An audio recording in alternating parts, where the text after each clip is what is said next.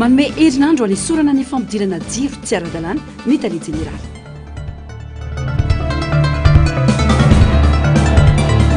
Fiainana antoko mila samy mijoro isika goavana ny fanampy hoy député Fidèle Razarapera.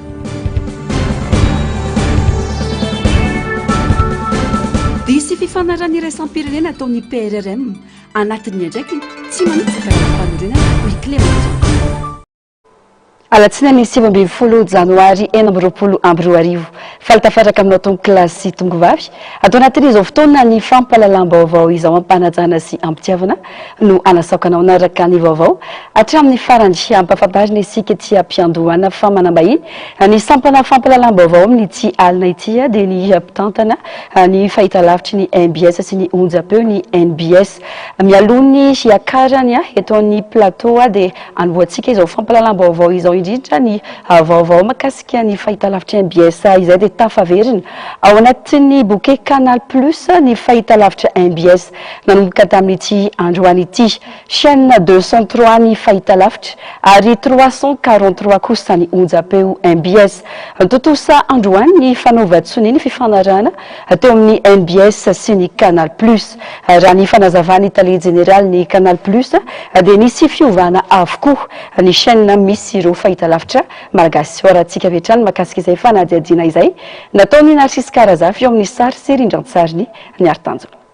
Vaovao lehibe rehefa nandrasany maro hatry ela ny fiverana ny MBS ao anatin'ny tolotry ny Canal Plus dingana iray manandanja ho an'ny tontolon'ny hainao manjery eto Madagasikara izany indrindra anatin'izao fotoana ny fanavaozana izao tanjona lehibe ho an'ny Canal Plus ny hanomezana lanja zivana ny fahitalavitra malagasy ao anatin'ny tolotra atolo no an'ny mpanjifa na orinasa ara-barotra tsy miankina amin'ny fanjakana azany Canal Plus dia lara-pameana hatrany fahafampony mpanjifa araka ny fanazavana nomeny taliha jeneraly ny Canal Plus dia tafiditra anaty fandaminana tanteraka ny fanovana ny filaharan'ny chaîne amin'ny fahitalavitra malagasy rehetra. Toutes les chaînes malgaches sont entre le numéro 200 et 220.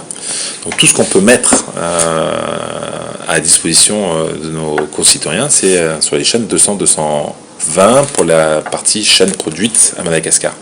Et donc il y a une double numérotation. Les chaînes qui sont de 1 à 9 ou de 2 à 9 sont remises après sur les 200.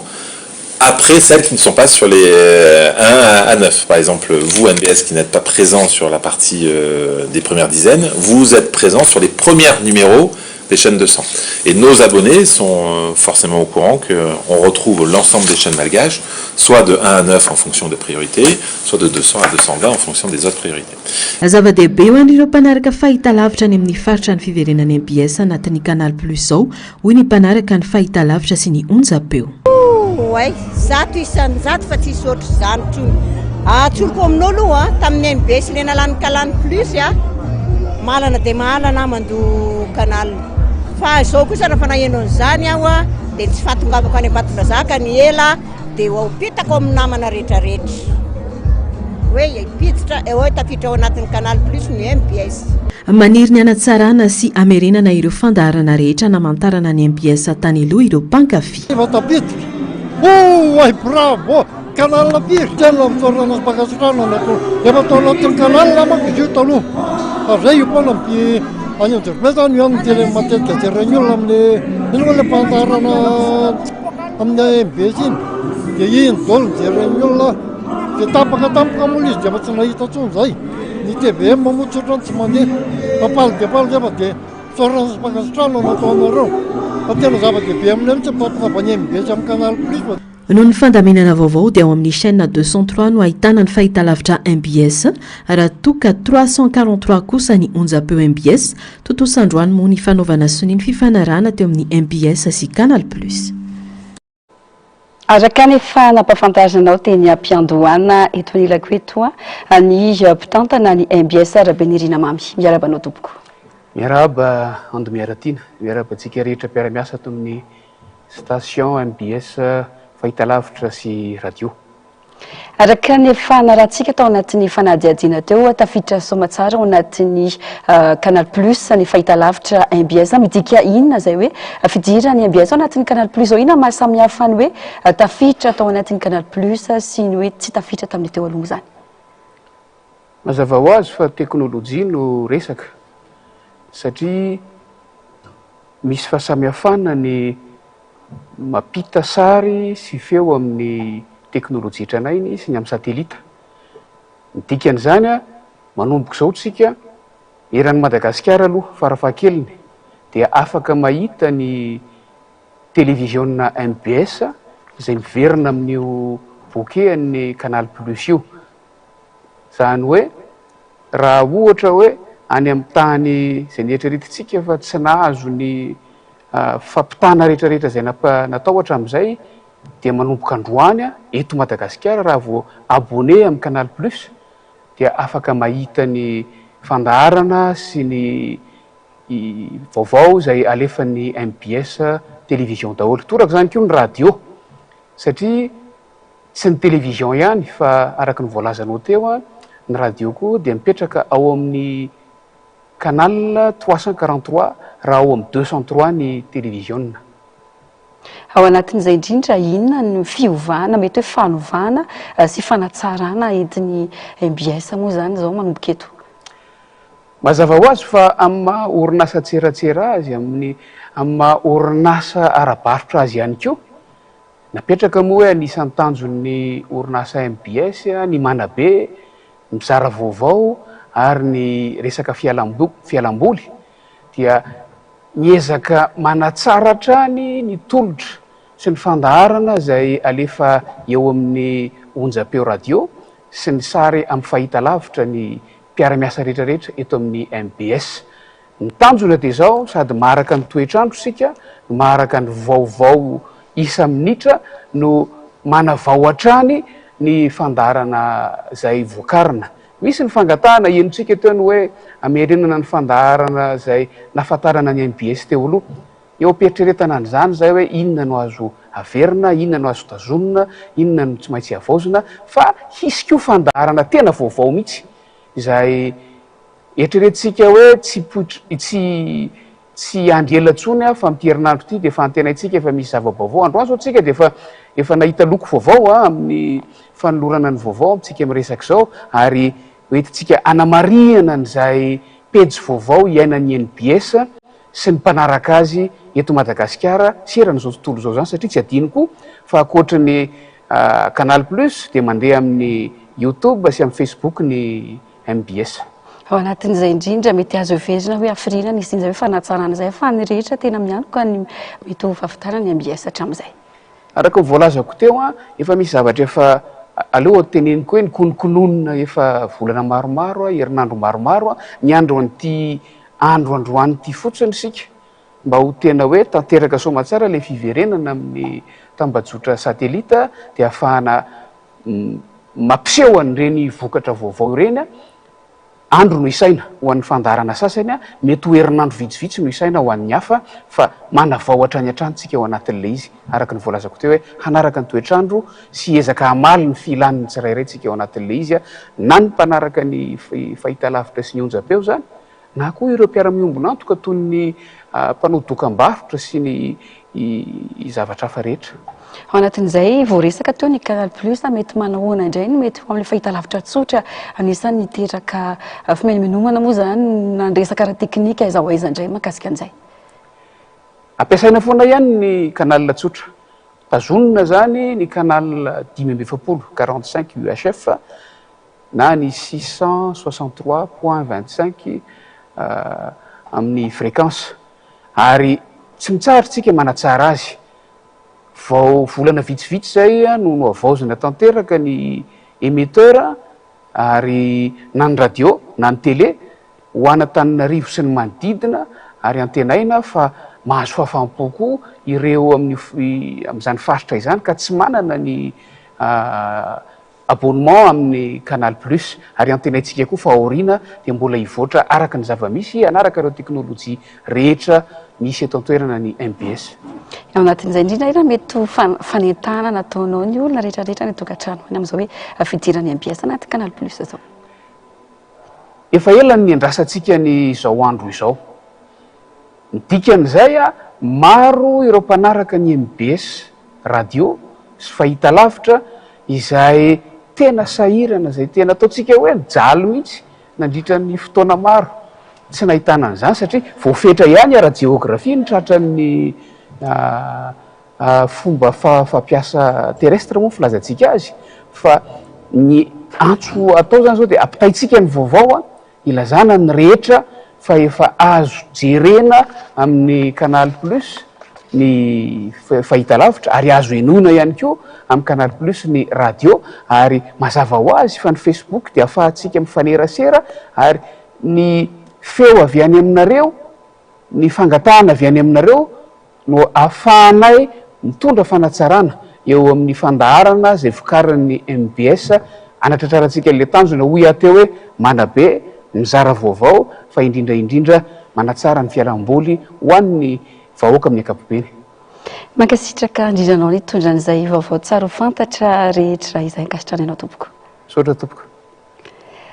Toizantsika kosa ny fampahalalam-baovao la fomba hafa tanteraka mahakasika ny finoana sy ny fiainam-pirenena mampirisika sy mitaona ny fiangonana sy ny kristianina ny tenin'Andriamanitra nandritra ny fanompoam-pivavahana fitondrana ambavaka ny filohan'ny FJKM mivady sy ny taom-piasana 420 mba hiavao amin'ny toe-tsaina ny toe-po tsy hisy fanavaozana eto amin'ny firenena raha tsy ny tsiraray no misy fiavaozana miainga amin'ny tsiraray ny fanovana hoy ny praiministra ny finoana no manaingy amin'ny famokarana hoy kosa ny filohan'ny FJKM andrea mampiana Zaka Armasy teny Antsonjombe nanatrika ny fotoam-pivavahana taisiniana.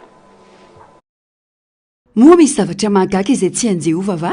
Genesis 7:14 io no teny nitondrana ny afatra ho an'ny mpino FJKM omaly nandritra ny fanompoam-pivavahana fitondrana ambavaka ny filohan'ny FJKM mianakavy sy ny taom-piasana 420.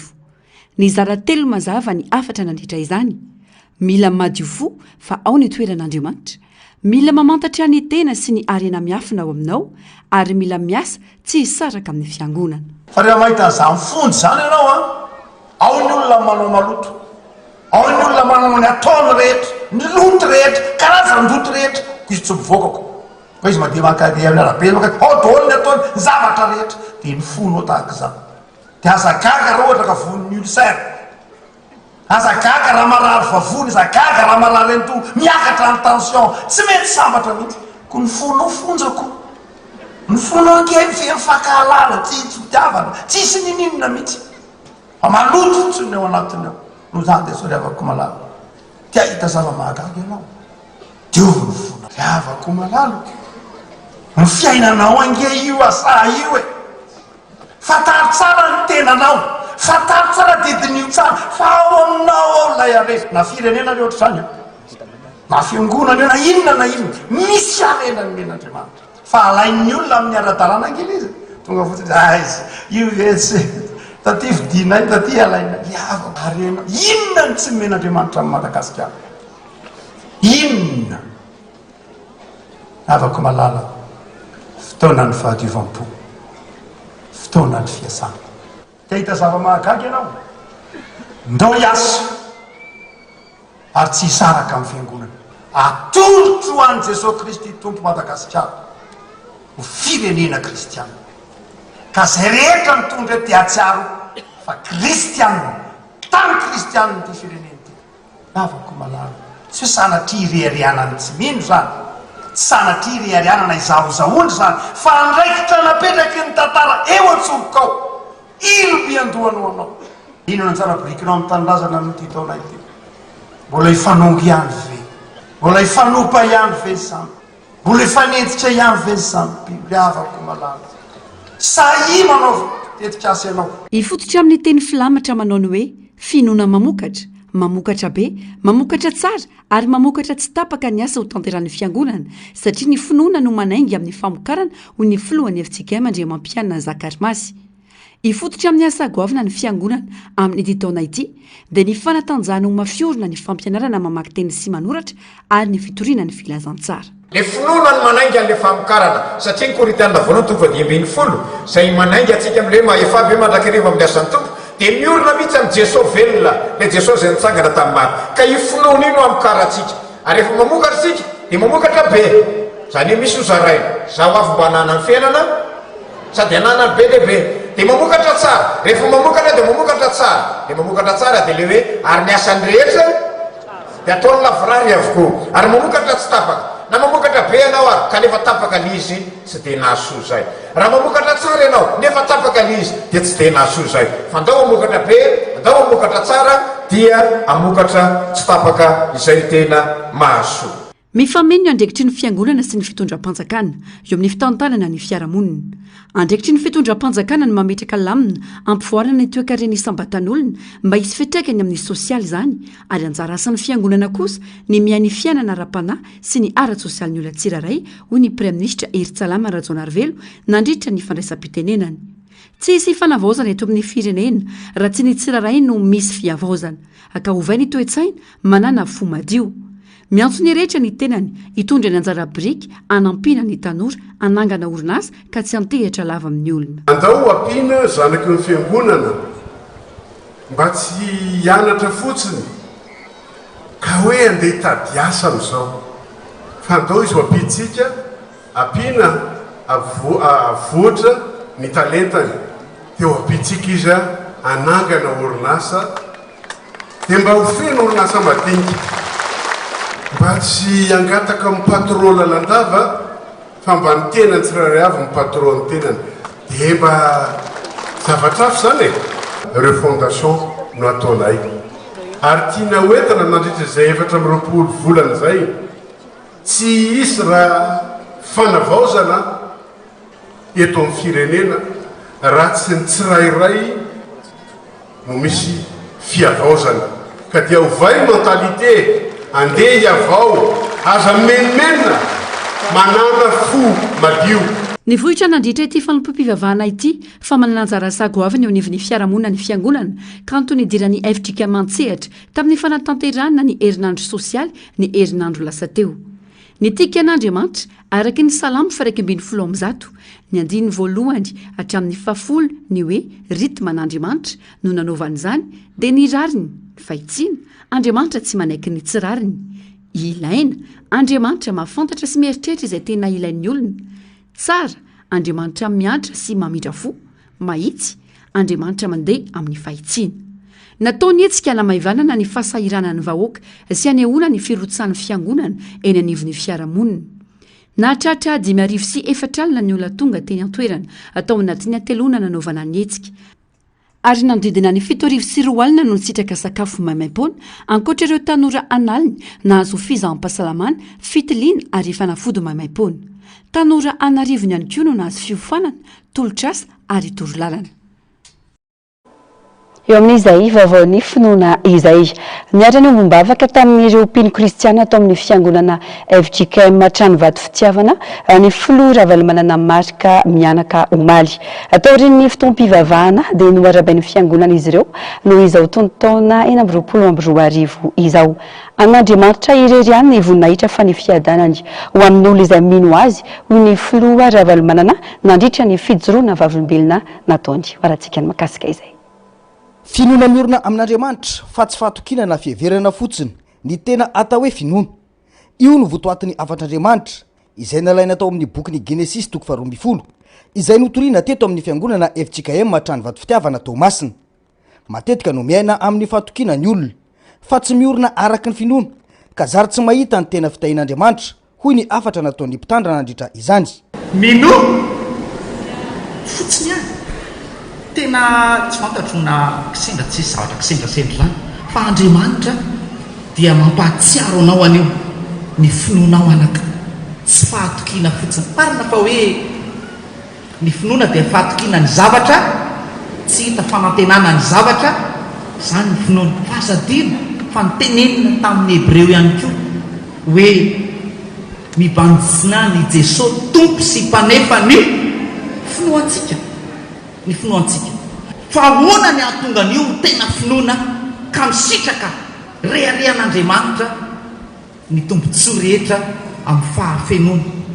Tian'Andriamanitra ho tena finoana iainana ny fahatokitsika fa tsy hoe homanina na hiatrehana ny fisehon-javatra fotsiny na zavatra ponctuel fotsiny. Ndraindray mampitsika za dia olona kely finoana za tena tsy ampy ny fahalalako fa zava-dehibe eo amin'Andriamanitra anaka na dia mahalala fotsiny ianao hoe Andriamanitra mahefa ny zavatra rehetra sarobidy amin'izany ary asany amin'ny fomba rehetra zany mba ho tena finoana velona isitrahanao ny tombontsoan'ny mahazanak'Andriamanitra anao tsy afa-baraka anao ninoninona ady ninoninona mety ho fahalemena ninoninona sarotra ary zany no namporofona Andriamanitra tamin'ny Abraham nandresy ny mpanjakany Kaldeomery izy ka tsy fahalalana fotsiny eo na fahatokina na fiheverana fotsiny hoe fantatry ny amin'Andriamanitra zaho efa mivavaka tsia tsy zany tadavin'Andriamanitra fa tena finoana miaina miresaka amin'Andriamanitra mihitsy ary porofony amin'ny fomba rehetra eo amin'ny fiainanao. No rahabay ny fiangonana nandritra ity fotoam-pivavahana ity ny filora valomanana sy ny fianakaviany taoriny ny fotoam-pivavahana ho mariky ny fanajana ny maharay aman-dreny no natao sy ny tanterainy araka ny fomba sy ny soatoavina mamalagasy ho iatrany ny mpitandrina. Ny tenin'Andriamanitra omenanareo dia ao amin'ny Salamo 5:1 ny 4:4 sy ny 5:10. Salamo 5:1 ny 4:4 sy ny 5:10 manao hoe hampitombo anareo sy ny zanakareo anie Jehova ary Jehova ny tay anareo tompony lanitra sy ny tany. Amin'ny anaran'i Jesosy président zay dia manolotra anao ny mariky ny vody akoho kanefa ho ataonay mariky zany sady ho fahatsiarovana.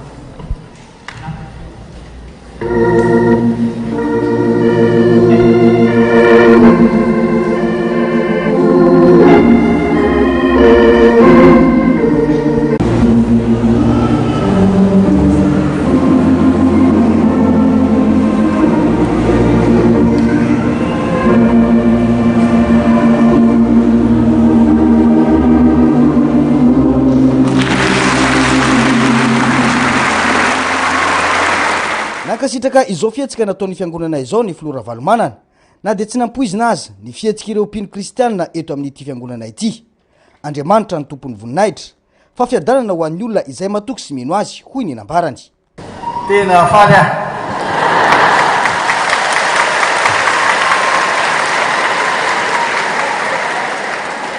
Faly aho miara miombabaka amin'ireo androany eto amin'ity fiangonana Tambovato fitiavana ity. Zay fifaliako zay tena zaraiko amin'ny olona rehetra ary isorana an'Andriamanitra fa ny fahasoavany mahatozy eo antsika. Mahafaly anankiray dia nifampatsiovan'ny pasteur. Ty pasteur dinamika be ty pasteur nareo ty. Teniny daholo, hainy daholo lazan'izy rehetra. Mankasitraka pasteur fa tena natao hitantana ianao. Ny ampatsiavany azy mombana hoe finoana. Dia aza matahotra minofo fotsiny andro. Tandremotalo angeza be zay a. Omeko anareo kely da tara le jiroko vavolombelona. Zany mihinan'Andriamanitra zany a tsy amin'ny vava fotsiny amin'ny teny fotsiny fa amin'ny fiainana ray manontolo. Amin'ny asa atao ray manontolo ary amin'ny androm-piainana ray manontolo. Ary rehefa manana finoana ianao manaiky fa hiaraka aminy dia be da be le setra sy fitsapana. Ny olona miaraka amin'Andriamanitra ireo olona efa tena mametraka ilay finoana tsy atao teny fotsiny ho iaho fa atao tena iainana mihitsy. Aninona manenjika aninona manaratsy tsy zay. Ny vola mety lany, mety ho very, mety ho rava. Ny fananana tsy hanao io ary ny fahefana aombany olona dia lasa.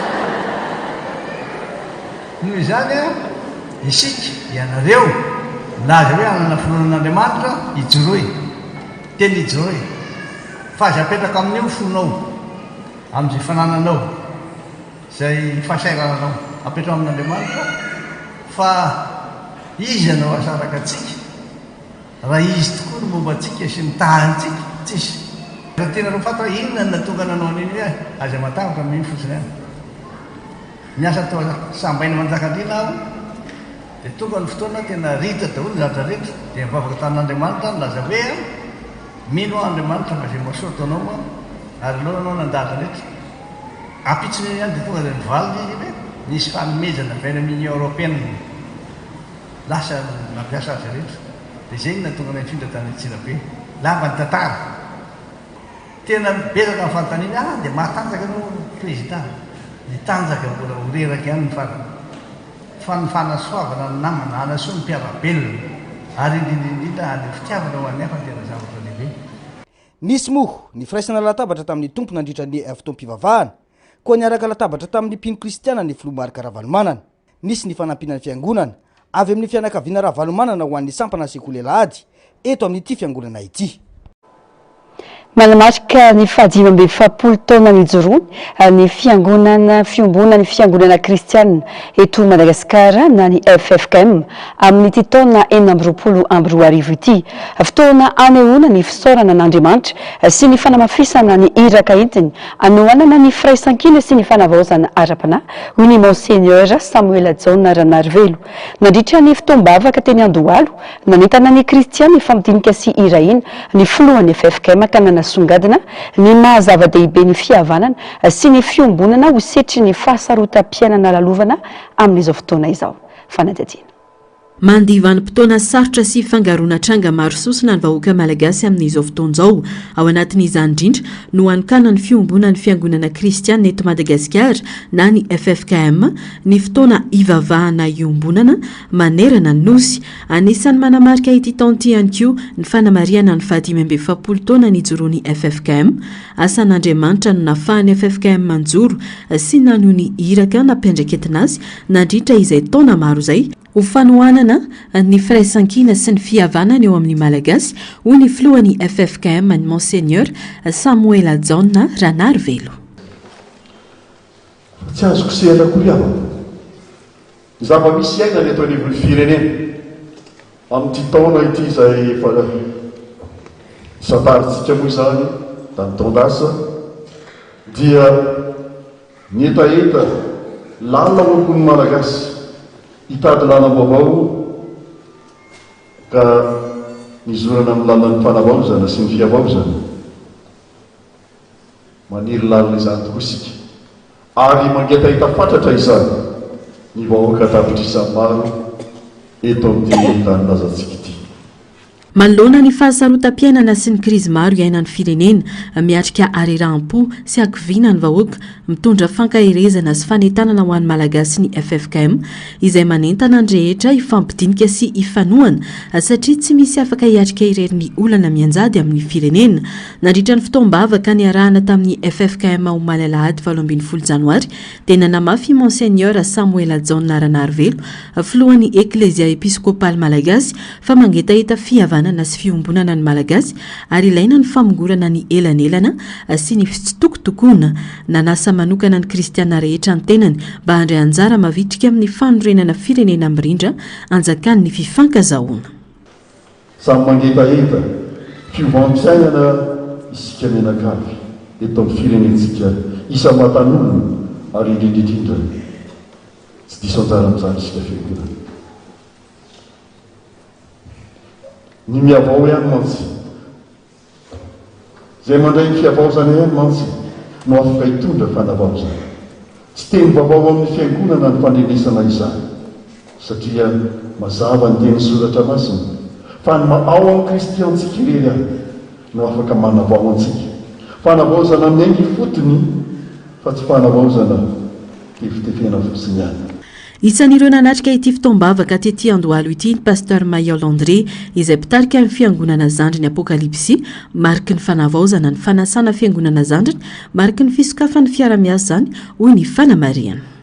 Fanomboana moa zany zao dia hita eo zany mitoy zany rehefa mazava ny tenin-jareo atao hoe tsy vanim-potoana ny fanilikileana intsony zao na hoe vanim-potoana ny fifanenjena na mifankalana fa vanim-potoana ny firaisana ny fifankatiavana ny fanantenana dia mba rahina sy miraisaina dao ny fiangonana mba hampamizao matoy izy nanasa niaraka ohatr'izao dia efa hiara-iasa zany ny dikan'izay.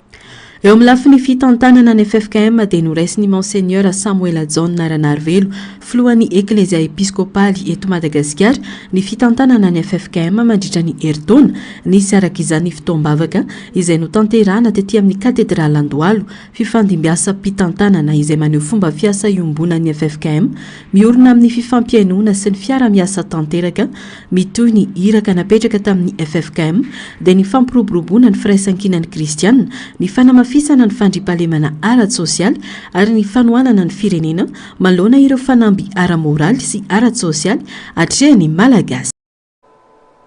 Fasingia manandanja amin'ny fampihavanana ny malagasy sy ny fanamafisana ny firaisampo eo amin'ny fiarahamonina ny FFKM hoy ny kolonely Mikael Randrianirina. Antonina mitrahana ny andraikitra amin'ny fitariana ny komity mpandrindra ny fikonandoham-pirenena amin'ny FFKM. Tsy ny FFKM ihany anefa fa mila mandray anjara mavitrika amin'ny fanavaozana ny Repoblika ny Madagasikara ny rehetra satria zava-dehibe ny fihavanana, ny fiombonana ary ny fitiavana eo amin'ny fiainam-pirenena. Narcisse Karazafy, Niartanjo. Manana anjara toerana lehibe ny FFKM eo amin'ny fiainam-pirenena indrindra tamin'ny fitadiavam-bahaolana nandritra ireo krizy nolalovan'ny Madagasikara hoy ny filoham-panjakana ny kolonely Mikael Randrianirina nambarany famifameno ny andraikitry ny fanjakana sy ny fiangonana ka ny iray miompana amin'ny fananganana olo-pirenena valona ary ny iray kosa mamolavola soatoavina ara-panasy ara-moraly no tsindriny ihany koa fa singa manandanja amin'ny fampiraisampo ny fampihavanam-pirenena ny FFKM sady ekendrehetra ho rafitra azo itokisana sy tsy miandany. Mamelona ny fiaony fiatreretana ny fahatsapana famanana tidy amin'ny fampiraisampo ny olona rehetra ny fiangonana sy ny fanjakana. Izay samy manana ny andraikitra voasarotra ho azy nefa tsy mifanipaka velively amin'ny foto-kevitra ijoroana. Ary ny fandraisa ny FFKM ray aman-dreny ampanahy ekeny be sy ny maro fa afaka mampifandray ny ampilafikely rehetra ary azo itokisana fa tsy andany na miza dia mbola mitoetra mandraka ankehitriny. Mikasika ireo adihevitra miparitaka eny anivon'ny tambazotra sosialy momba ny anjara asan'ny fivavahana dia nanamafy ny filoha fa ny fitiavana sy ny fihavanana ny fototry ny afatra entin'ny baiboly nambarany fa fanilo an'ireo mitana fahefana ny ray aman-dreny ampanahy ary manana andraikitra mampatsiahy ny mpitondra ny adidiny amin'ny vahoaka sy ny firenena no tsy aiviny fa mbola misy andraikitra lehibe miandry ny FFKM anisan'izany ny fitariana ny komity mpandrindra ny fikonandoham-pirenena ka nanentana ny fandraisana anjara iraisan'ny malagasy rehetra ny tenany ho fanavaozana marina ny Repoblika ny Madagasikara. Miparitaka eny amin'ny tambazotra serasera eny ny fanaratsiana atsika kristianina matetika dia milaza fa hoe ny fivavahana no mampahatra ny Madagasikara dia mba te hanasa ireny olona miresaka reny amaky ny baiboly io dia hianatra ny zavatra lazainy baiboly io izay tsy mivoy afa-tsy fitiavana. Ny tianao ny raharanao, tianao ny anavavinao ka ho ny fadinao ny nanaratsy azy etsero sy manenjika azy etsero dia haizany ilazana fa fiangonana no mampahatra ny Madagasikara. Itsika no mifanenjika, tsika no tsy mifankaty izay zavatra mifanohitra amin'ny zavatra lazainy fiangonana sy ny baiboly. Nanatrika ny fotoam-pivavahana iraisam-pinoana nanokafana ny herinandro fiaraham-bavaky ny taona 2024 sy ny fankalazana ny 2025 taona ny FFKM teny amin'ny katedraly Andohalo ny filohan'ny fanavaozana ny Repoblika mivady sy ireo mpanolotsaina avoroa ary ireo mpikambana sasany teo anivon'ny gouvernement Tarajon Arvelo.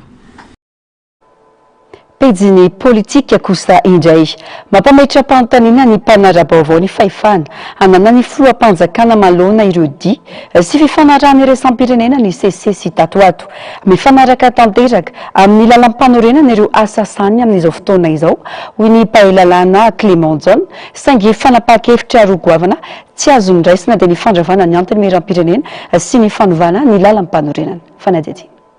mizarazara ny faneho-kevitra ireo mpanara-baovao manoloana ny fahefanana ny filoam-panjakana indrindra ao anatin'ny fandraisana fanapahan-kevitra eto amin'ny firenena toy ny fifanarahana iraisampirenena sy ny maro hafa araka ny faneho-kevitry ny mpahalalàna Clément John nambarany fa ara-dalàna tanteraka ny didim-panjakana navoaka ny fitsarana avo momba lalam-pandrenana na ny HSC ny 7 Oktobra 2024 izay manendra ny Colonel Michael Randrenirina ho filoam-panjakana feno misahana vonjomaika ny fitondrana. Ny lalam-pandrenana no mametra mazava ny fahefana sy ny andraikitra azo ny filoam-panjakana sahanina mandritra ny vanim-potoana ny fitondrana vonjomaika. Zavatra roa ihany no tsy azo ny filohan'ny fanavaozana tao dia ny fandravana ny antenimieram-pirenena sy ny fanovana na fanetsiana lalam-pandrenana iantohana ny fitohizany androm-panjakana sy ny fanajana rafitra demokratika sady isorohana ny fanapahan-kevitra mavesatra mety hisy fiantraikany maharitra amin'ny firenena no antony fanapahan-kevitra io raha ny fanazavana.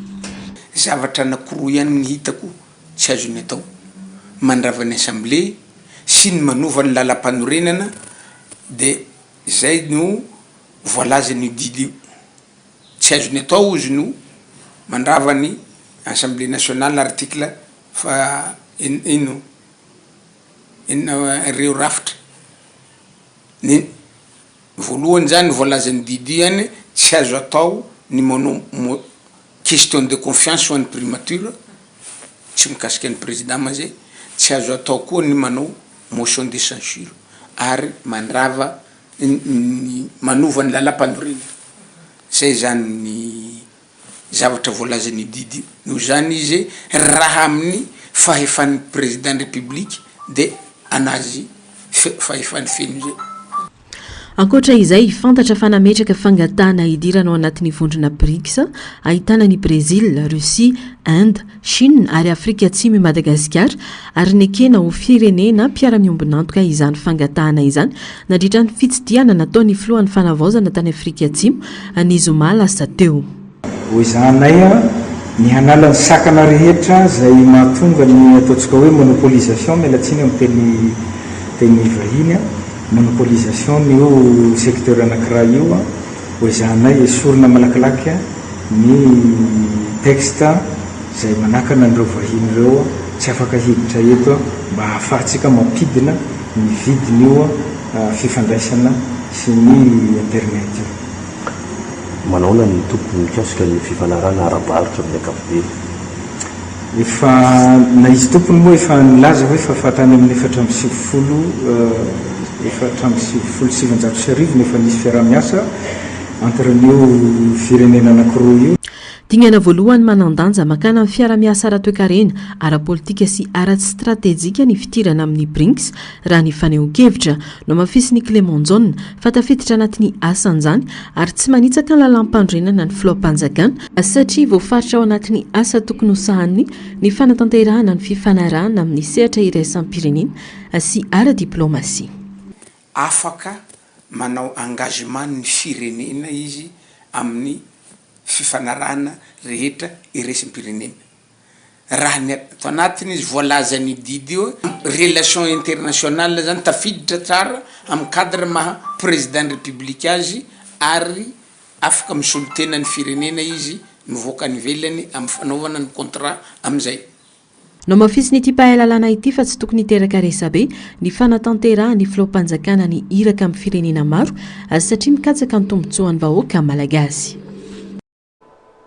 Fanitodika manokana tany amin'ireo mpikatroka team manerana ny Madagasikara ny mpandrindra nasionaly ny antokotsika Madagasikara nandritra ny fifampiarabana na tratra ny taona tao Tomasina ny sabotsy teo no amafisiny fa mila samy mijoro amin'ny maro team azy ny mpikatroka rehetra andraikitra goavana no miandro ny mpikatroka amin'ny fampandrosoana ny firenena hoy nambarany Germaine Mejanary Mathieu Prince. Tokana ny tanjona dia nitondra fampandrosoana ho an'ny Madagasikara. Fotoana anehon'ny mpikatroka tiky Madagasikara amin'ny firaisan-kina izao mba atrarana ny tanjona iombonana hoy ny mpandrindra nasionaly ny antoko team teto Tomasina. Antoko ny finoana, antoko ny fahamarinana sy fahamasinana ny team. Ijoroany izany ary tsy tokony homenatra amin'izany ny mpikatroka rehetra manerana ny nosy ho hiatrany ny nambarany. Fotoana zao ijoroantsika ho an'ny tanindrazana antsika malalantsika ty. Tsy amaraigny, tsy amitonga ho avy fa zao ty. Fotoana zao hagnamafisatsika ny firaisan-kinatsika tsy vitako zaho araiky na anao araiky fa tsika jiaby. Maro mitady fiovana, atsika boka tegna fiovana io e. Maro mitondro fagnavaozana, antsika le tegna fagnavaozana. Ary maro mitady an'le fahazavagna, fa ny andro zany volagna aminareo efa avy amintsika jiaby le fahazavagna. Ke azakivy avako aby kaza megnatry mitia tanindrazana, kaza megnatry mitia tiako Madagasikara, kaza midoko mitsakaraka ny marigny sy ny rarigny. Antsovy re namantsika zay somary mbola matoritory te hiditra agnatin'ny antoko, fo azy izy koa misy mandrimandry.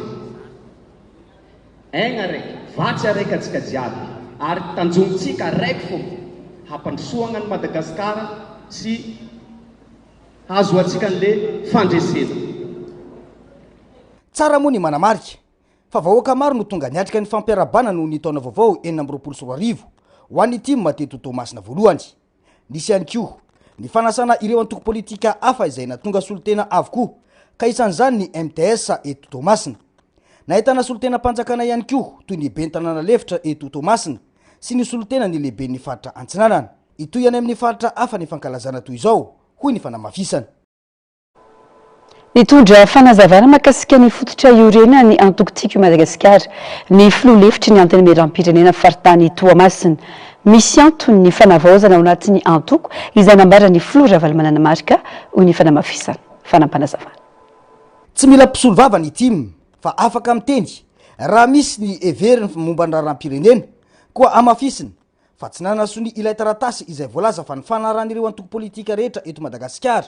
Nanao fitakiana iny ny team hoy ny solombavambahoaka Fidèle Razarapiera. Antoko anankiray zary raha misy mpiavana ao anatiny fa izy fianakaviny dia magaga fa ny tiany zareo ny tadiavinao ka toavitsika. Fa ka zay mety aminareo dia mety aminay e. Mety aminareo anareo iny fa mety aminay zay mahay miteny anazy. Araka teny amin'ny président eo zay tsy nanao siniany zany. Asa hoentina amin'ny zavatra tianareo any atokotiko Madagasikara fa ny atokotiko Madagasikara mijoro amin'ny hefiny raha misy zavatra tia tenenina miteny zay. Asa ampiasainareo amin'ny hevi-dravinareo ny hevitry ny atokotiko Madagasikara. Raha misy ny atoko lehibe eto Madagasikara amin'izao fotoana izao dia isan'ny atoko timo. Noho izany ainay ny miteny ny hevitray rehefa misy zavatra tiana tenenina fa tsy mila mpisolo vava amin'izany zay. Afatra aminandreo hoe azanina an'izany raha. Fa afaka ty tsy mifamarafara ady nefa rano. Ary eto dia miteny amintsika mpikatroka tiako Madagasikara foana. Raha tsika tsy nasany joro dia tsotritsika mbany. Fa matotsika tavela ohatran'izao eto Tomasina matanjaka ny timma dia satria ny joro foana tsika. Na avy vorana, na avy varatra, na avy herika, na avy avandra, ny timma foana e. Dia misy slogan atsika any. Zay ho amafisitsika mihitsy hoe timma forever, timma dynamique. Antoko manana etika sy deontologia ny team. Antoko manana fototra manomboka eny amin'ny fokotany ka hatreny amin'ny faritra. Antoko manana politika sy drafitra itondran'ny firenena ary antoko manana fitsipika ifampifehezana ary manaja izany. Manoloana ireo voatazona ny mahantoko matanjaka azy eto Madagasikara. Manana olom-bofidy maro raha tsy resaka afa-tsy ny ben'ny tanàna sy ny solombavambahoaka. Mijany eo amin'izay vaovao izay tsy pirofo maneho fotsiny famatanjaka ny antoko timma ny fahatongavan'olona maro sy ireo mpikatroka timma fa midika ihany koa fa mahomby ary manana ahitarika ny filoha Ravalomanana Marika hoy ny olona teo aloha ny patriarky André nandray fitenenana tao Toamasina ny sabotsy teo. Nilaza kosa ireo solombavambahoaka timma izay lany tamin'ny anarany firaisan-kina fa mila miroso lalindalina kokoa ny mpikatroka rehetra amin'ny fikasana ny maso ity firenena ity. Fanadihadiana. Fa androany fotoana lehibe no tenen'ny président hoe ho an'ny tamatavy isika. Jereo tsara, ray tany Antsirabe fiomanana, roa tao Antananarivo Makabana, androany fahatelo aty Tomasina Tokolasy Tokobava. dia makasitraka président makatelina finiavanao amin'ny fitiavanao anty Madagasikara malalatsika ity. Ny tolona nandritry ny 70 taona zao moa lasa soma tsara nitsoka any amin'izay tany nalehany any ilay lehibe any pampahory atsika ka dia efa fotoana hafa ny ainatsika. Manohana an'izao fitondrana zao tiako Madagasikara izay manana solombavambahoaka maro indrindra raha ny mpanohana ny fitondrana, manana olom-bofidy maro indrindra raha mpanohana zao fitondrana zao. Tamin'ny andronao dia tena nahatsiaro daholo na vita lalana ianao afa 9000 kilometra. Rehefa lasa anao na réparation roa tsy vitany valary fa dia io lalana tsetsitsetsiny eran-tany io tsitsy avahany mampalahelo. Exemple zany miditra ny hoe tao mivavah dia etrany tanàna anana tsy afaka zao zay fa tena trany anana nisoroana ny raha fa dia posy mitarika toka teo za video rany nefa ka tao deuxième capitale Madagasikara Tamatavy tsy fahombiaza amin'izay tompo. Teo monsieur le président zavatra tena manky eto amintsika dia zay niva kare ny lalana zay nandeha taty Tamatavy taloha raha miala maraina tany Tananarivo amin'ny telo dia tonga eto zay niala tamin'ny valo amin'ny valo tonga adony 20 taona. Raha ny fa 17 volana janoary androany 17 taona ihany koa dia misy tantara teto amin'ny firenena ny taona 20 ary malalatsara zany président ka tsy hamofotamany fa mba mizara amintsika amin'izay le hoe nisy tantarany ny siny ny tantaram-pirenena. Efa lasa nandeha any lavitsany taty amin'ny farisatsinana taty voan'le raika anahy dia tsika zany amelomaso an'izay fantana zany fa tonga ny fahazavana dia mirary soatsika rehetra. Fa raha fitsinjaram-pahefana zany raha décentralisation zany tompony timiny tompony flora valomanana satria ny flora valomanana no nametraka ny fisian'ny rafitra 20 teto Madagasikara ary atanterahany zany autonomie ho itsika teo isaky ny faritra zany ny tanjona fa amin'ny tinday mitoraka ity dia décentralisation na fitsinjaram-pahefana tena mipaka ary tena atsapana vokatra zay le hoe décentralisation comptabilisée. Ireo zany fototra iangian'ny asan'ny antoko manomboka izao manomboka ty taona 2024 zao ary eo ambany fitarian'ny flo nasionaly hatrany aparitrakytsika amin'ny mpikambana eran'ny Madagasikara zany atratrarantsika ny tanjona. Mila mieritseritra tsara tsika avako aby jereo ny tanàna dibo-drano gaga be nandeha nihinana varoso tao a bazary kely tamin'ny maraiky zao ve ny bazary kely tamin'ny fotoan'andro ny dady mpihinana varoso ao bazary kely ao tsara madio gaga androany jereko ty eto ty dia nidikotina tany jerevako koa le raffinerie le fandiovana menaka tsy hitako tsotso tena nalahelo tena nalahelo. Mila mieritreritsy tsika mila fanarenana maika dia maika Tamatavy mijery anareo ohatr' zao dia ozy hoe sokona tsy laniny reto efa voalavo vetivety io dia tafarina raha mirahina ohatr' zao tsika mirahina marobe etano daholo ny olona mirahina tsara mieritreritra tsara ahoana ny ampitsony Thomas dia ohatran'lahy ihany za mampandray andraikitra ny vehivavy ny antoko tiako Madagasikara ka manomboka androany manentana antsika viavy mitongava manotrina ny tiako Madagasikara hiara iasa isika ampivelatra ny antoko satria isika vehivavy no mitarika isika vehivavy no maro anisa eto Madagasikara. Rehefa natao ny fanisana ny mponina dia ny vehivavy no betsaka araky ny zakainy rahavavy teo iny magniry ny azo fiofanana ao anatin'ny projet ny antoko tiako Madagasikara dia misy fiofanana iarahana amin'ireo mpiara-miombonantoka iraisam-pirenena ho an'ny vehivavy ka magnentana antsika jiaby hirotsaka ao anatin'ny team femme. Elaela ihany zany 17 taona zany raha ohatra ka tsy ao anatin'ny fitondrana zao nefa ny team dia manohana sy ao anatin'ny fitondrana amin'izao fanavaozana zao. Fanavaozana sy ny fiovana voalohany tokony isy atao amin'ny firenena dia ny fanaovana politika malalaka. Tsy tokony isy tsony ny atsonjay na amin'ny mpiasa fanjakana zany na amin'iza na amin'iza fa avela ireo tanora, avela ireo mpitolona zay te andray anjara amin'ny politika alalaka amin'ny safidiny ifanometanana ampandroso an'ity Madagasikara ty. Koa eto Andriamatofiloha, izahay reo ngamba mipetraka 10 minitra no mba mitsangana, fa mahitanao mitsangana tsy mipetraka mihitsy dia tena mahavelom-bolo satria mbola betsaka ny antenay ny vahoaka malagasy aminao nandritra an'izay 17 taona tsy natao. Koa lafomba vao ahafahana tanteraka fiaonam-be ho fankakevitra ireo malagasy any ivelany manoloana ny fanatanterana ny fikaonandoha am-pirenena nambaran'izy ireo fa zava-dehibe sady goavana no diavin'ny firenena amin'izao ka tsy atao atsirambina. Nisy moa ny fanambarana nataon'izy ireo makasika izany ny sabotsy teo hoarantsika makasika izay. Kiondalana goavana no lalovan'i Madagasikara amin'izao koa manana andraikitra amin'ny maha malagasy azy ireo malagasy mila ravinahitra any ivelany. Isy ny fakan-kevitra izay ho atao izay atolotra ny fitondrana eto Madagasikara ataon'ireo malagasy monina any ivelany ireo. Mazava ny tanjony dia i Madagasikara ho an'ny malagasy.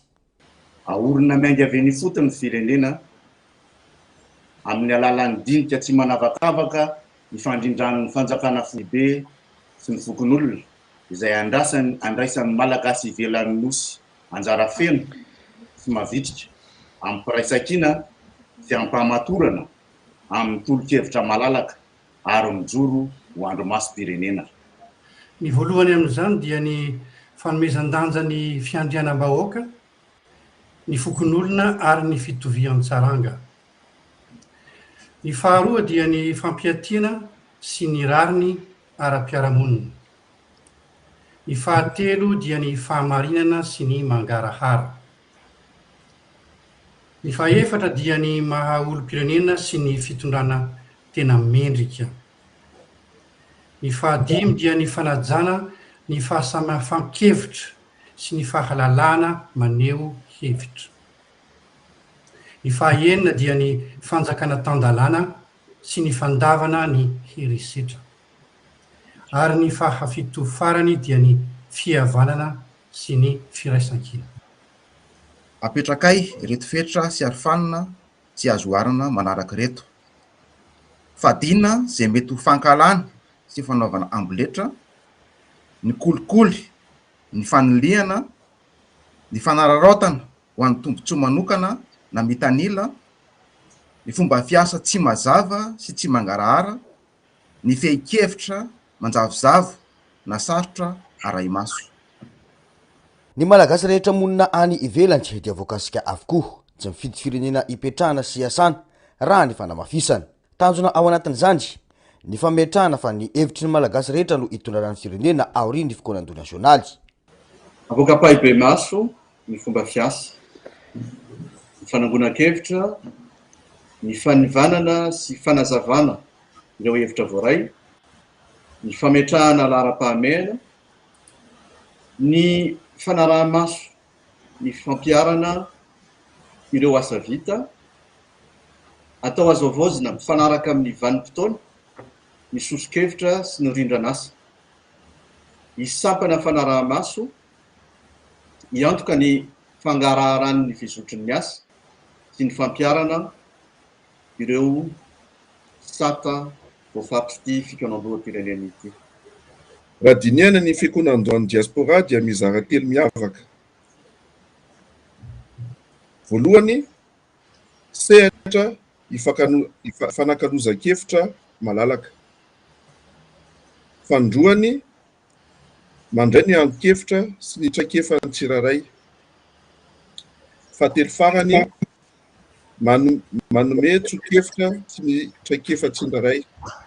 Fitsinjaray nandraikitra anatotofanana ny fikonan-doham-pirenena. Tsy misy fitaka ho tombotsoany rehetra. Noho izany dia manasa antsika rehetra eto amin'ny diaspora izahay hanatevin-daharana ifanometanana hiara isalahy amin'ny fikarakarana rehetra. Hanao soniny sata ary handray anjara mavitrika amin'ny fikaonan-doha-pirenena ho an'ny diaspora ity. Tsotra ny fipetra-takinay, ny marina, ny mangarahara ary ny asa vita. Atreto dia amin'ny alalan'ny teknôlôjia na ny videoconférence no anatanterahana izany. Fanapahan-kevitra izay noraisiny daoriany taratasina lefa tany amin'ny filoam-panjakana raha ny fanazavana hatrany. Isy olo tena ho tonga eto Madagasikara hitondra io fehi-kevitra io aoriany ilay fianambe izay atao any ivelany io. Hoentitra ny fanaraha-maso mba ho tena hipaka amin'ny malagasy ny fanovana sy ny fanavozana takiny. Antenaina ny vokatra raha misy ny fangararam-pitantanana satria sambany amin'ny fanatanterahana ny fikonan-doha izay efa nandeha teto Madagasikara no misy ny minisym-panjakana isana izany. Hoy hatrany izy ireo. Andraikitry ny malagasy rehetra ny fametrahana firenena ho ao anatin'ny fanovana ka antony izay fandraisana andraikitra izay ataony diaspora izao raha ny fanamafisana hatrany. Pejy ny toe-karena ny sokatra androany ny dinika ho fanangana ny toe-karena tompo andraikitra ny rehetra raha nivotra nandritra izany. Tsy maintsy atao laharam-pameana ny famerenana ny fifampitokisana eo amin'ny fanjakana sy ny sehatra tsy miankina manoloana ny olana misy ara-pamokarana sy eo amin'ny sehatry ny fandrarana ankehitriny. Tsy amin'ny alalan'ny fomba fanao mahazatra nefa no ahafahana mitady vokatra vaovao fa mila ny rehetra miova. Fanazavana eo amin'ny sariny Taisnia. Tsy mitsambo-totongana ny fidiram-bola isam-batan'olona eto Madagasikara atsasaka ny fari-piainan'olona tamin'ny taona 1,700 no kisary misy ankehitriny tombony ponina kanefa miaina ny famokarana isam-batan'olona izay ampahefatry ny aty Afrika ny eto Madagasikara 5,5 isanjato. Manaporofo ny fisaran'ny arkarena faobe tamin'ny taona 5,20 izay tsy nisy afa-tsy 3,5 isanjato. Tsy fahadisoana ny sehatra tsy miankina irery izany fa tompona andraikitra ny rehetra hoy ny fanazavana tsy maintsy atao laharam-pahamehana araka izany ny famerenana ny fifampitokisana eo amin'ny fanjakana sy ny sehatra tsy miankina ka hatomboka amin'ny fakakevitra hojerena manokana araka izany ny orinasa tena madinika ny tanora ary ny sehatra tsy manara-dalàna izay mampidi-bola $40 isan-taona indrindra ny sehatra tsy miankina hoy ny ministra ny toe-karena tsy maintsy jerena ihany koa ny hetra izay singa iray ety manainga ny toe-karena. Tsika komansy taroana efa nisy zany le fanampinana sehatra tsy miankina fa ny olana zany tsika zany tsy nanara-maso an'ilay izy dia lasa rantso zany le izy any aposte zay tonga le hoe misy zany miketo any hoe fanjakana zany vonany anampy fa sehatra tsy miankina koa tsy maintsy manao zany engagement koa hoe ampiakatra an'le vokatra sy le vitim-pamokarana secteur formel zany araka tenena teo iny hoe zareo zany tsy hoe koa hoe fanan'iny zany mahatonga azy zasaka informel indrindra zany fariny sehatra madinika kely reny fa no tsy fahampiana zany fanohanana no zany dinihana koa zany amin'io zany hoe ahoana koa zany fomba hanohanana an'zareo ny tena maro zany ny hetra dia fitaovana anaingaina ny toe-karena rehefa mainga ny toe-karena dia azo ataony hoe mampiana ny tahanyetra zany fa hoe tsika zany tsy maintsy hoe ampiasantsika zany lehetra zany mba hahafana manainga azy ary zay ny fampidiriana zany amin'ny sehatra tsy miankina hoe ahoana natao momba zavatra zay. Ankoatrio marefo ny sehatra arabarotra misedra olana araka izany ny akamaroan'ny orinasa malagasy any ka maro ireo voatery mampiato ny asany na mivadika amin'ny sehatra tsy manara-dalàna tranga izay anamafisana ny mazava-dehibe ny fanohanana ny vita malagasy indrindra ny ady amin'ny tsy manara-dalàna hita ny lesoka ary samy mizaka ny vokany rehetra hoy ny ministry ny fampiroboroboana ny indostria tsy amin'ny alalan'ny fomba fanao mahazatra nefa no ahafahana mitady vokatra vaovao fa mila ny rehetra miova. Raha novy isika dia mila mijery fitaratra avy amintsika aloha ny fiovana mba hahafahantsika mitondra fanovana. Anisan'ny fanatsarana entsika ao anatin'izay tondrozotra olanitsika manomboka eto ny fanomezana lanja bebe kokoa ny fifandrombonana ho an'ny soiombonana ary indrindrindrindra ny fanaraha-maso ny fanatanterahana ny drafitrasa izay ifaneketsika ho tanterahana manomboka etona. Mitaky ny fisian'ny fitsipika mazava sy maro-toerana ary seha-piariana manitona kokoa hiady amin'ny tsy ara-dalàna ny orinasa. Inona moa no ilain'ny mpandraharaha amin'ny sehatra tsy miankina? Voalohany fitsipika efa lazaiko matetika izy io fitsipika mazava maro-toerana ary io azo vinavinaina. Seha-piariana manintona kokoa miaraka amin'ny androm-panjakana mahomby fanohanana mivangina sy ny famokarana sanda eto an-toerana sy ny vokatra vita malagasy fanamafisana ny ady amin'ny tsy ara-dalàna fampiasam-bola goavana reo amin'ny fananganana reo fotodrasitrasa tena ilaina araka ny fanekenana ndritra ny fampidiniana talohan'izao feonantsika izao na ny miniasizy ireo sosikevitra ara-teknika narosony sehatra tsy miankina dia hodiniana amin'ny antsipriany mandritra ny fiondoa izay atrehantsika miaraka ireo fanavoazana ireo dia tena zava-dehibe ho an'ny famerenana ny fitokisana eto toerana sy eo amin'ny sehatra irasam-pirenena resy lahatra izahay fa tsy ahomby ny fanerenana ara-toekarena eto Madagasikara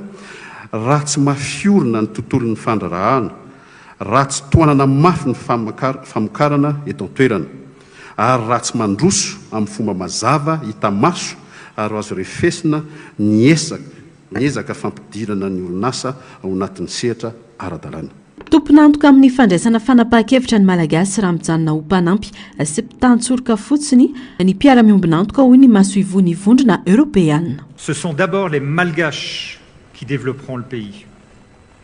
Ce sont les malgaches qui développeront Madagascar, pas les partenaires internationaux. Nous pouvons être utiles, bien sûr, nous faisons ce que nous pouvons. Nous venons en appui, nous venons en accompagnateur temporaire, mais les vrais sauveurs perpétuels, ce seront les malgaches.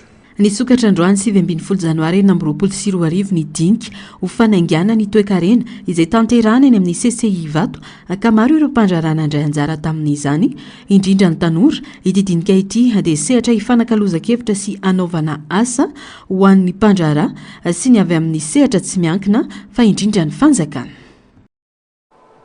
Mifandraiky amin'izay vaovao izay tsy mila dinika feno kabary izay fa mila dinika hitondra fanapahan-kevitra feno fanatanterahana malaky sy fanoloran-tena ho ny foloan'ny fanavaozana ny Repoblika ny Madagasikara nandritra ny fanokafana ny dinika ho fanaingana ny toe-karena afaka manova isika ary manavao raha ataontsika laharam-pameana nasionaly ny fampitomboana ny vokatra sy ny fahavitanasa ho ny fanamafisany ankilany miaingy amin'ny any ambony ohatra ho ny mpanao politika nanahevitra momba izany fanadihadina.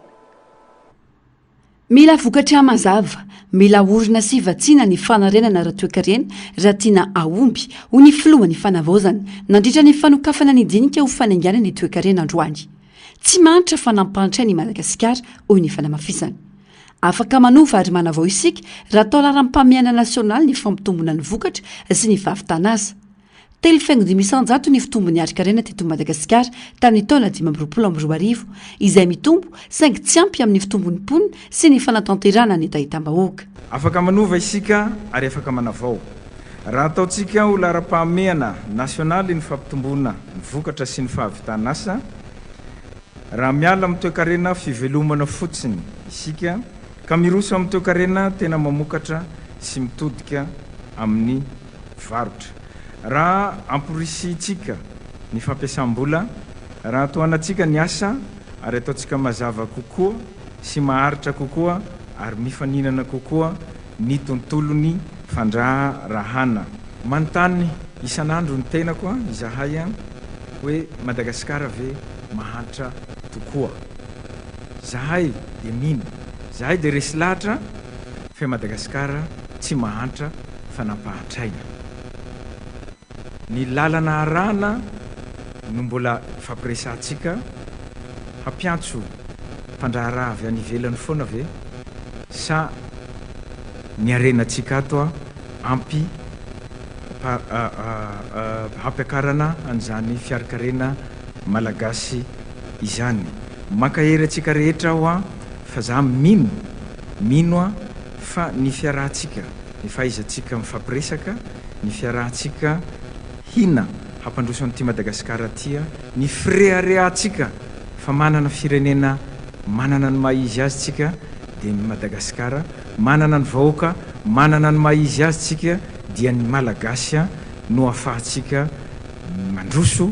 ady fotorany fitondram-panjakana ankehitriny ady amin'ny kolikoly sy ny fanesorana ireo sakana tsy ahafany sehatra tsy miankina mivelatra hoy ny fanamafisana. Efa miezaka mihitsy zahay amin'ny ady amin'ny kolikoly aloha anankiray amin'ny fanesorana ny sakana rehetra tsy ahafahan'ireo sehatra tsy miankinareo tsy hivelatra ny lalàna sakana tsy hisiny fandraharahana malalaka eto Madagasikara dia hoe zanay hoe esorina tsy kelikely mba hiainany sehatra tsy miankina ka ahafahany économie malagasy koa matosy. Ambany ny tahampamokarana eto Madagasikara sakana maro no mitarika izany ka tsy ahafahany sehatra tsy miankina mivoatra ka andrasana vahaolana amin'izao ahafahana manome tosika amin'ireo orinasa amin'ny famokarana sy hanome tosika amin'ny lafiny ara-toe-karena ho ny filohany vivim-pamaha.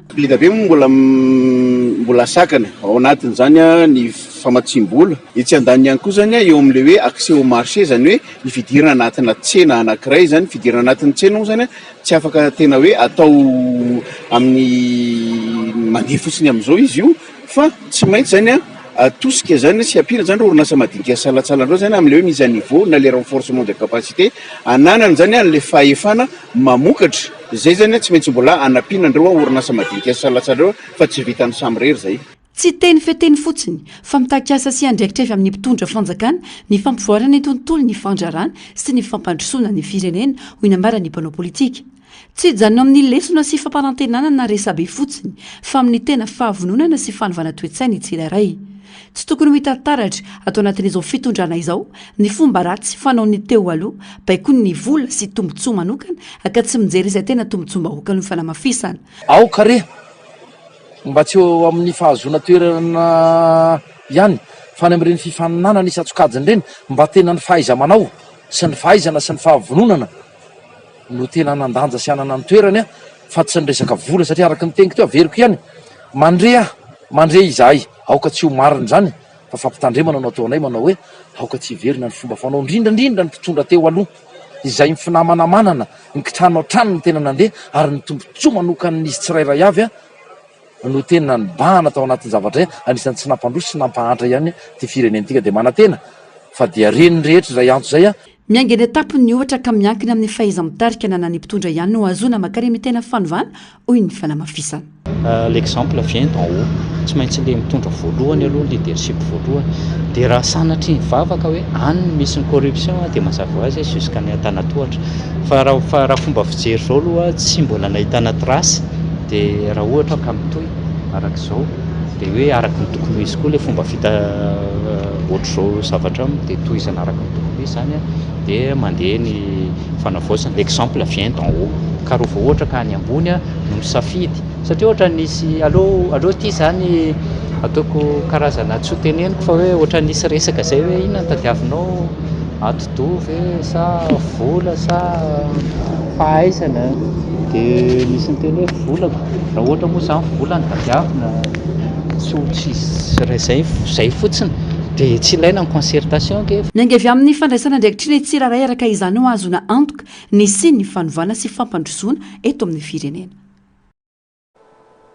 Pejiny sosialy atao mikatsia ho ela ny opération de ratissage hiadina amin'ny fampidirana jiro tsy ara-dalàna sy ny osika amin'ny fampiasana herinaratra ataory ny fitsidihana nataony tale jeneraly ny jirama ny jeneraly Rasolomanana Ajatina Androany teny Sonerana nandritra izany fitsidihana izany dia nanome baiko entitra ny tale jeneraly ny anatanterana izany fisavana izany ao anatin'ny herinandro rehefa tapitra io fepitony io dia atao ny fanaramaso sy ny fisafonana manokana ary izay tratra dia ampiarana ny lalàna mifeny alatra sy ny osika Narsitsikarazafi ny Artanjo.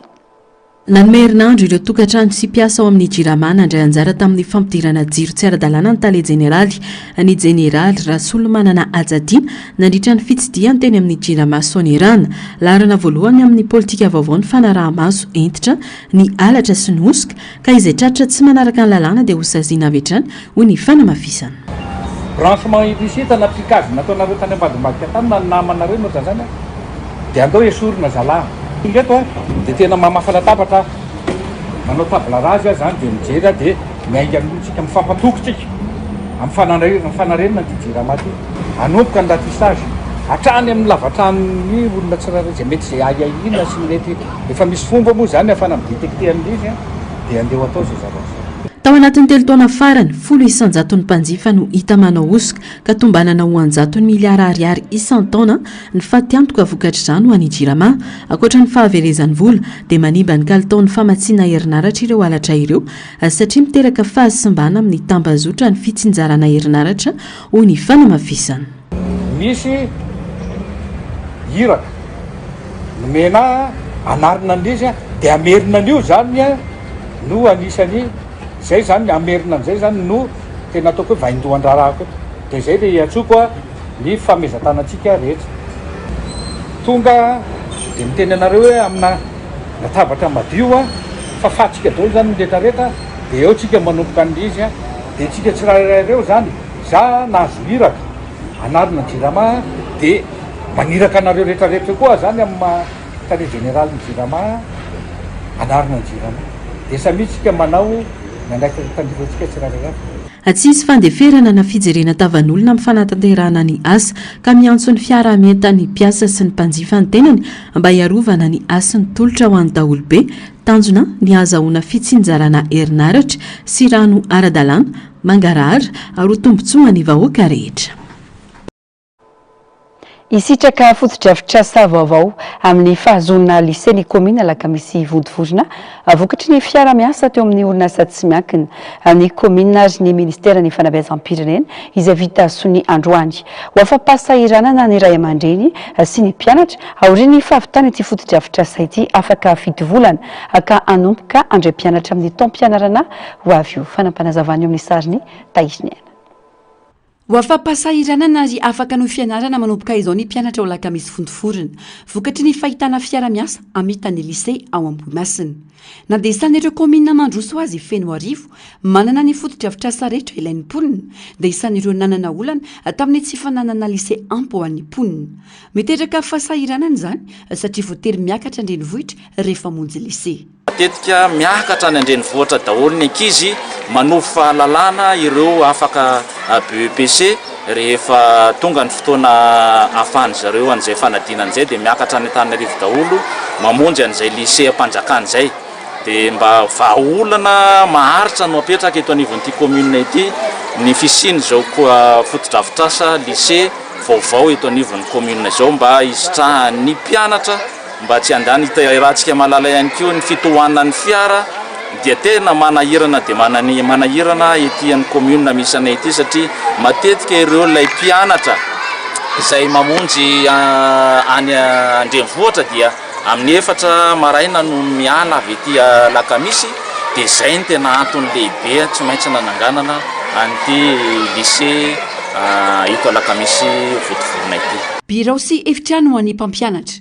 efitrano fianarana enina misy rihana ary bloc sanitaire no atsangana. Aritra fito volana ny asa ka vinavinaina andray mpianatra amin'ny taom-pianarana ho avy io hoy ny fanazavana. 12 taona 14 taona lasa zay no na commune ny commune misy anay ity dia mbola tsy nisy an'izay lycée zay. Misy ny PP eto dia misy ny CEG eto amin'ny commune fa ny lycée kosa dia amin'izao fotoana izao no anateterahanay izay nitadiavanay fiaraha-miasa amin'ny tonga ny fotoana anatanterahana amitana an'ity lycée eto anivon'ny commune Alakamisy Vodivorona ity 7 volana moa no feptaona nomen'ny groupe action anatanterahana an'izay asa lehibe eto anivon'ny commune izay fanatanterahana an'izay lycée zay dia vinavinaina hidiran'ny mpianatra any amin'ny taom-pianarana vaovao ity lycée vaovao izay hoahorona eto anivon'ny commune misy anay ity. Nindrana efitrano sekoly ny mpianatra ny lycée hatramin'izay izay manodidina ny 300 hoy ny tompony andraikitra. Everina araka izany fa afaka andray mihoatra izy ireo aorian'ny fahavitany asa. Tsy nisy ny salle de classe fa tsy maintsy mbola nindrana izahay tany amin'ny PPCG ary faly izay ao amin'ny lycée zany manokana amin'izao fotodrafitrasa atsangana zao satria manomboka eto zany izay zao amin'ny fidirana manaraka io dia hanana ny trano manokana ao an'ny lycée hoe io zany lycée Alakamisy mijoro afaka mirearea mitoan'ireo lycée rehetra mijoro eto amin'ny sisiko atsimon-drano. Totosa androany teo amin'ny lycée Ambohimasina ny fanaovan-tsony teo amin'ny orinasa tsy miankina ny komina Alakamisy Feno Arivo ary ny ministera ny fanabeazam-pirenena amin'ny fananganana ny fotodrafitrasa. Maresaka avy any ivelany ny trangana lozam-pifamoivoizana Matsiravina tany amin'ny faritany Cordoue Andalozia atsimon'ny Espagne fiaran-dalamby haingam-pandeha roa no nifandona ka niteraka fahafatesan'olona 730 rakely ary naharatrana olona 20 ainam-bola hiakatra ireo isa ireo satria apotika tanteraka ireo vagon ka manano sarotra ny famoahana ireo trapavoazana. Fanatedina. Alina tokony tamin'ny 7 ora latsaka fa efa no nifandonan'ny fiaran-dalamby haingam-pandeha roa tany akaikin'ny Andamoz ao amin'ny faritany Cordoue 70 km atsimon'ny Madrid. Tafatrosina tany amin'ny tany ny wagon iray, ny iray hafa kosa niala tamin'ny lalamby ka nivadika ny atsasany. Nitondra mpandeha tsy latsaky ny 700 ny fiaran-dalamby iray raha ny vaovao. 20 rakely ireo naratra, 730 hafa kosa no namony ainy. Aina mbola hiakatra nefa itaray marika io satria sarotra ny fanesorana ireo wagon izay potika tanteraka. Araka ny fanazavana azy dia ilay fiaran-dalamby avy lavitra nizotra avy any Malaga ho any Madrid no niala ny lalamby ka nidona tamin'ny lalana mifanila aminy izay nandehanan'ny fiaran-dalamby iray hafa nizotra any amin'ny Madrid ho any Huelva. Samy niala ny lalamby ireo fiaran-dalamby roa ireo ary ampahany tamin'ny iray amin'izy ireo no latsaka tany anatin'ny antsana amin'ny rehefa 4 metatra. Na izany aza, misy mpandeha sasany tsy naratra, nentina ny azon'ny komina akaiky indrindra ireo naratra, ny fanampy avokoa ny mpandeha rehetra nandritra ny loza. Naneo ny fiara miory amin'ireo niarambona ny fanjakana Espagnol, ny fanjakana Frantsay. Taorin'ity lozam-pifamoivoizana lehibe ity dia nahato ny fivezivezen'ny fiaran-dalamby haingam-pandeha izay mampitohy any Madrid sy ireo tanàna any atsimon'ny Espaina nandritra ity andro ny alatsinainy ity. Ny taona 2024 no nahitana lozam-pifamoivoizana an-dalamby goavana indrindra tany Espaina, nahafatesan'olona 370 tany Saint-Jacques de Compostelle. Firenena mpampiasa fiaran-dalamby lehibe indrindra any Europe i Espaina. Tamin'ny herintaona izao tsy latsaky ny 520 tapitrisa ireo olona nifamoivoy an-dalamby tany an-toerana. Nanao antso amin'ny vavaka sy firaisan-kina ho an'ny Afrika ny Papa Léon XIV omaly. Anotsindriny manokana ny krizy maolona any antsinana ny Repoblika Demokratika ny Congo, anjakan'ny herisetra mitampiadiana ao RDC, akanana ireo olona tapitrisany, andosotra ny tanindrazany ary ihany koa ireo firenena ao Afrika Atsimo izay lasibatry ny tondra-drano mahery vaika. Fanatediana. Taoriana ny fanaovana ny vavaka Angelus, nanao antso amin'ny vavaka sy firaisan-kina ho an'ny vahoaka afrikanina iaran'ny fahoriana ny Papa Léon XIV. Notsindriny manokana ny toedrara any antsinanan'ny Repoblika Demokratika ny Congo, izay mbola mitohy ny herisetra mitampiadiana ka manery olona tapitrisany andositra ny tanindrazany. Araky ny nambaran'ny Papa, miatrika fahasairana anagoavana ireo mponina antsinanan'ny RDC, voatery miala ny fonenany noho ny herisetra ary tafiditra anatin'ny krizy maha olona lalina. Toe-javatra izay mitaky fandraisana andraikitra maika sy firaisan-kina iraisam-pirenena hoy ny Ray Masina. Naneo firaisan-kina ihany koa ny Papa Léon XIV ho an'ireo niarany tondra-drano tany Afrika Atsimo, anisan'ireo firenena tena voadona mafy Afrika Atsimo, Mozambika ary Zimbabwe. Eo amin'ny lafiny fitsidiana pastoraly kosa, vinavinaina ho avy hitsidika an'Afrika Tsoela ny Papa Léon XIV ka Angola no firenena kasainy hotsidiana. Nambaran'ny Papa ihany koa ny faniriany hitsidika ny Algérie, ka raha tanteraka izany dia ho fitsidiana pastoraly voalohany ataony eto amin'ny kontinanta afrikanina. Indremavy amin'ny vaovao ny fanatanjahantena ny farana alina Taoraba, ny adiny samy ny Liona nandritra ny kana 520 dia ny Lion de l'Atlas sy ny Lion de la Teranga efa tompon-dakana afrika tamin'ny taona 2020 i Senegal ary izao nandresy tamin'ny kanina izao ka nanampikitana faharoa tamin'ny tantara. Fanadadina. Sénégal ny tompon-dakan'ny Coupe d'Afrique des Nations 2025 taorian'ny fandresena rainy ohatra manoloana Lion de l'Atlas ny Maroc.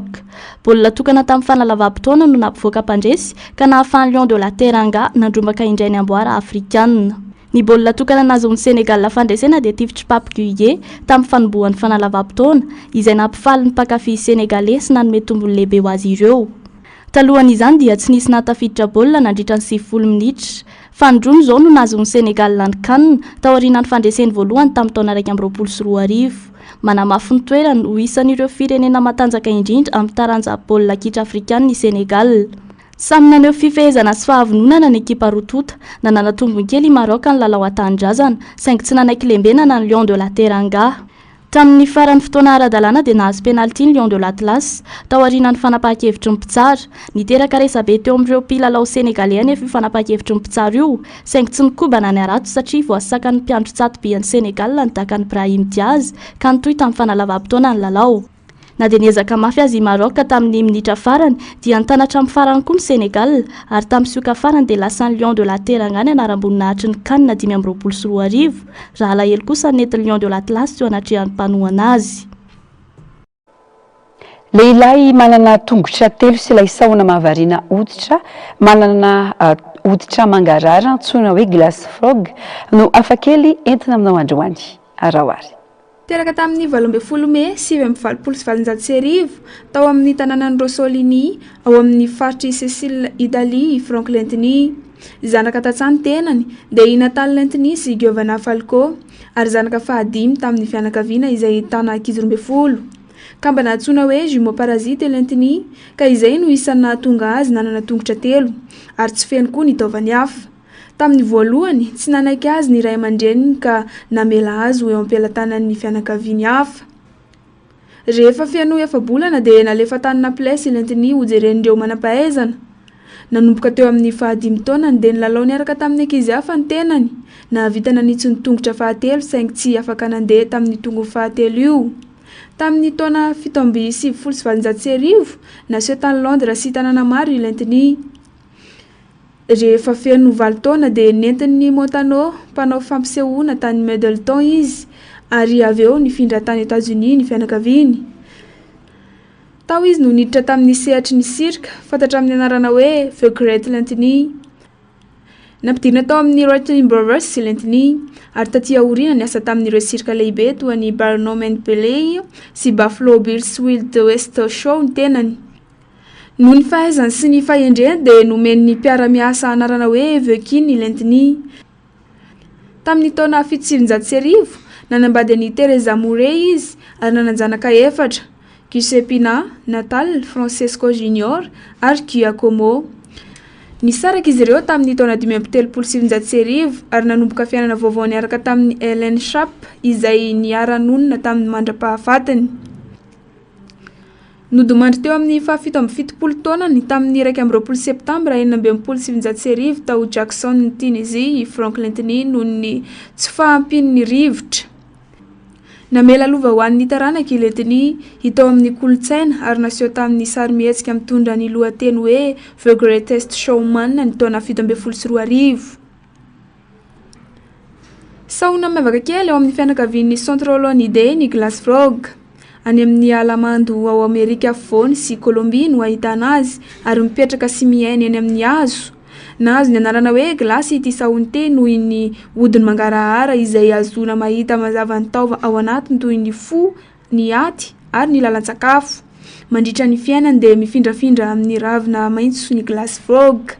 Maitso sy volombolamena ny vatany saingy ny kibony dia mangarahara. Rehefa matory ny glace frog dia manangona ny selamena ao amin'ny aty ka mampitombo ny mangarahara sy manafina azy amin'ny ravina.